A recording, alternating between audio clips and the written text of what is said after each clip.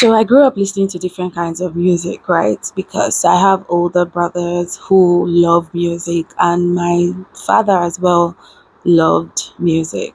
They have different tastes, so I was able to listen to different kinds of music from different places. Growing up, we didn't discriminate with the kind of music that we listened to as long as it sounded good or it spoke about something that we can relate to. My brothers will listen to it. But the first time that I can remember feeling like I should watch the kind of music I listened to was way back, maybe when I was before my teen years. A friend of one of my brothers came, to the house, and he was talking about Illuminati, Freemasonry, how the devil is using certain music to send people to hell. And of course, we didn't want to go to hell, so we were like, okay, what kind of music are you talking about? And he mentioned prominent people, like really popular musicians at that time, people that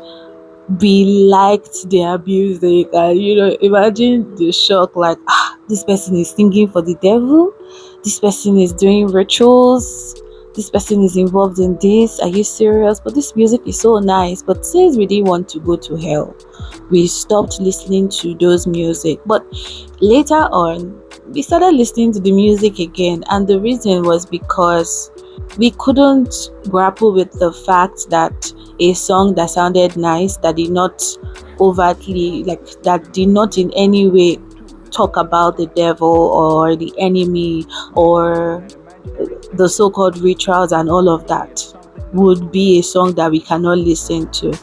And so my first lesson in discerning music was based on the lyrics and the person singing the song. And as I grew older and began to learn more about the Word of God and about how that it is necessary for me to guard my heart as a Christian, I began to pay more attention to the kinds of things I let into my mind, the kind of things that are allowed to shape me.